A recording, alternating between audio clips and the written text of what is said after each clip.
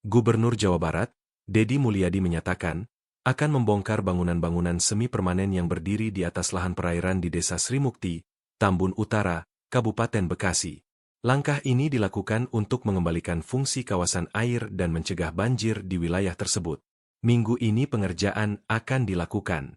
Kawasan perairan harus dikembalikan fungsinya agar air bisa jalan dan warga tidak kebanjiran, tegas Deddy saat meninjau lokasi, seperti dalam tayangan kanal YouTube Kang Deddy Mulyadi. Baca juga, Deddy Mulyadi temukan lahan perairan di Tambun dijual ke warga Rp35 juta saat berkeliling.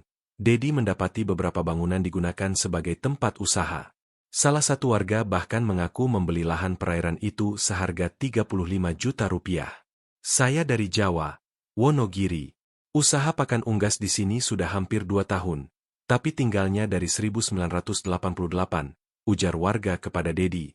Deddy terkejut mendengar pengakuan itu. Ia kemudian menanyakan proses pembelian lahan pada 2 tahun lalu. Kok bisa lahan perairan diperjualbelikan? Ini tanah milik PJT, Perum Jasa Tirta. Tidak boleh digunakan untuk usaha atau dibeli begitu saja, kata Deddy.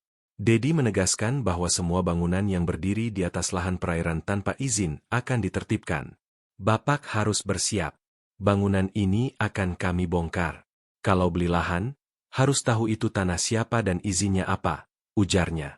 Penertiban ini disebut merupakan bagian dari upaya strategis Pemprov Jabar untuk menjaga kelestarian lingkungan, memperlancar aliran air, dan melindungi kawasan pertanian dari risiko banjir. Deddy Mulyadi berdiri di balkon kantor Bupati, menatap kota Bandung yang mulai sibuk di pagi hari. Gedung-gedung bertingkat tampak menjulang, sementara beberapa bangunan liar tampak menonjol di antara permukiman resmi. Hatinya bergetar, bukan karena kemegahan kota, tetapi karena ketidakpatuhan sebagian warga terhadap tata ruang yang sudah ditetapkan. Pagi itu, Deddy menerima laporan dari tim lapangan bahwa beberapa bangunan baru berdiri tanpa izin, menempati bantaran sungai dan area hijau yang seharusnya dilindungi. Ia menelan ludah, menyadari bahwa tindakan tegas harus segera diambil. Bukan sekadar untuk menegakkan aturan, tetapi untuk menyelamatkan warga dari risiko bencana. Ia memanggil Kepala Dinas Tata Ruang dan Pembangunan. Suara tegasnya menggema di ruang rapat, menekankan pentingnya koordinasi yang cepat dan tepat. Semua pihak harus bergerak bersama, karena masalah ini bukan hanya tentang bangunan, tetapi tentang masa depan kota yang aman dan tertata. Di lapangan, warga mulai menyadari kehadiran tim pemerintah. Beberapa merasa cemas, beberapa lainnya marah. Namun Deddy tetap berjalan di depan, menekankan bahwa langkah ini adalah wujud tanggung jawab pemerintah, bukan hukuman semata. Ia menatap setiap bangunan liar seakan membaca cerita di baliknya. Sore harinya, Deddy berjalan menyusuri sungai yang penuh bangunan liar. Aroma tanah basah dan suara air mengalir menyatu dengan hiruk-pikuk kota. Ia membayangkan bila hujan deras datang, banjir bisa merendam rumah-rumah yang didirikan sembarangan. Rasa khawatir dan tekad bersatu di dadanya.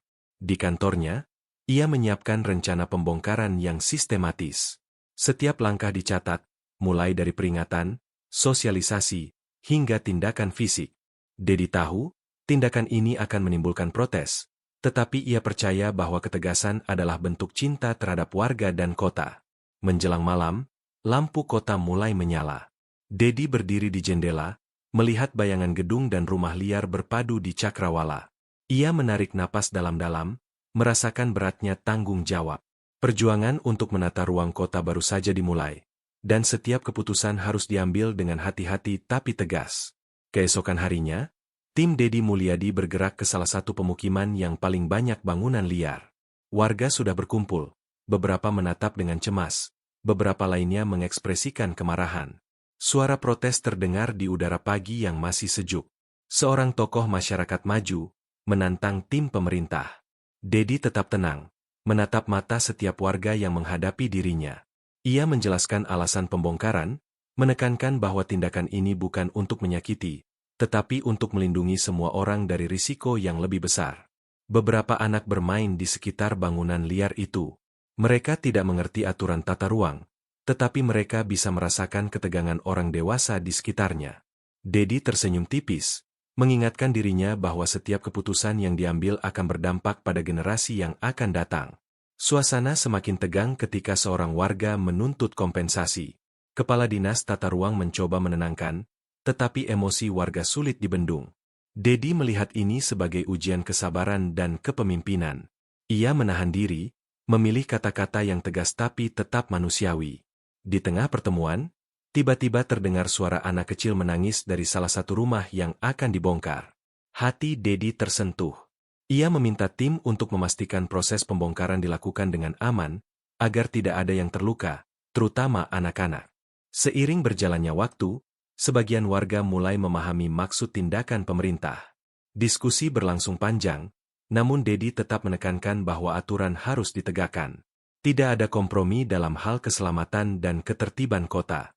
Menjelang sore, tim pemerintah mundur sementara untuk evaluasi. Dedi berjalan di sepanjang pemukiman, menatap bangunan-bangunan liar itu sekali lagi. Ia merasakan beban tanggung jawab semakin berat, tetapi keyakinannya pada komitmen tata ruang Jawa Barat tetap teguh. Di kantor Bupati, Dedi Mulyadi memimpin rapat tertutup. Peta kota terbentang di atas meja, penuh tanda-tanda merah yang menandai lokasi bangunan liar. Ia menekankan pentingnya strategi yang rapi, agar proses pembongkaran berjalan lancar tanpa menimbulkan kerusuhan. Kepala Dinas Tata Ruang mengusulkan pembagian tim berdasarkan lokasi dan prioritas. Dedi mengangguk, memastikan setiap langkah sudah diperhitungkan. Ia menekankan bahwa keselamatan warga dan tim harus menjadi fokus utama, sementara penegakan aturan tetap menjadi prioritas. Beberapa staf mengajukan pertanyaan mengenai reaksi warga. Dedi menatap mereka dengan tegas, mengatakan bahwa ketegasan bukan berarti kekerasan, melainkan keberanian untuk menegakkan aturan demi kebaikan bersama. Ia ingin setiap orang memahami bahwa tindakan ini adalah bagian dari tanggung jawab moral. Di lapangan, tim mulai mempersiapkan peralatan dan rambu peringatan. Dedi menyusuri lokasi, berbicara dengan beberapa warga yang tampak bingung dan takut. Ia menjelaskan tahapan proses dengan sabar, berharap mereka bisa menerima keputusan ini meski berat. Malam harinya, Dedi meninjau persiapan terakhir. Lampu sorot dan alat berat siap digunakan esok hari. Ia berjalan di sepanjang sungai, memikirkan bagaimana hujan deras bisa menimbulkan bencana bila bangunan liar dibiarkan berdiri. Tekadnya semakin kuat. Sementara itu, beberapa warga diam-diam merencanakan protes lebih keras. Dedi mengetahui hal ini melalui laporan tim intelijen lapangan. Ia menyadari bahwa pembongkaran akan menjadi ujian nyata bagi ketegasan pemerintah dan kemampuan diplomasi dalam menghadapi masyarakat. Di kamar kerjanya, Dedi duduk sejenak, memandang peta kota. Setiap titik merah bukan sekadar angka atau tanda, melainkan rumah, kehidupan, dan masa depan warga. Ia menarik napas panjang, menyiapkan diri untuk hari esok yang akan menjadi titik awal perubahan besar di tata ruang Jawa Barat. Pagi itu, suasana pemukiman terasa tegang. Warga berkumpul di tepi jalan, menatap alat berat yang siap bergerak. Dedi Mulyadi hadir di lokasi, mengenakan jaket sederhana dan topi lapangan, wajahnya menunjukkan tekad yang bulat. Tim pemerintah mulai memasang rambu peringatan dan membagikan surat resmi kepada pemilik bangunan. Beberapa warga masih mencoba menunda dengan berbagai alasan, namun Dedi tetap menegaskan prosedur harus dijalankan demi keselamatan dan ketertiban. Suasana mulai memanas ketika alat berat bergerak perlahan mendekati bangunan liar pertama. Beberapa warga terlihat cemas, beberapa menjerit memprotes. Dedi tetap berdiri tenang, memastikan semua orang berada di posisi aman sebelum setiap langkah diambil. Selama proses berlangsung, tim pemerintah menghadapi banyak rintangan. Ada yang mencoba menghalangi, ada yang marah. Namun sebagian mulai menerima bahwa tindakan ini memang demi kebaikan bersama. Dedi terus memberi arahan dengan suara tegas namun menenangkan, memastikan tidak ada kekerasan fisik yang terjadi. Beberapa jam kemudian, bangunan pertama berhasil dibongkar dengan aman. Anak-anak yang sebelumnya menangis mulai melihat proses itu dengan rasa ingin tahu. Warga mulai menyadari bahwa aturan tata ruang bukan ancaman, melainkan perlindungan untuk mereka dan lingkungan sekitar. Menjelang sore, sebagian besar bangunan liar telah ditertibkan. Sungai kembali terlihat jelas, area hijau yang semula tertutup mulai tampak. Dedi berdiri di tepi lokasi, menatap perubahan yang terjadi, merasa lega tapi tetap waspada. Ia tahu proses ini baru awal, namun langkah tegas hari ini memberi pesan yang jelas bagi seluruh warga Jawa Barat. Ketika matahari mulai terbenam, lampu kota mulai menyala, memantulkan bayangan gedung dan jalanan yang kini lebih tertata. Dedi menatap kota dengan senyum tipis, menyadari bahwa komitmen terhadap tata ruang bukan sekadar kebijakan, tetapi tanggung jawab moral untuk menciptakan kota yang aman, tertib, dan berkelanjutan bagi generasi mendatang. Terima kasih sudah menonton cerita ini. Jika kalian menyukainya, jangan lupa untuk like, komentar, dan subscribe agar semakin banyak cerita bermanfaat yang bisa dinikmati.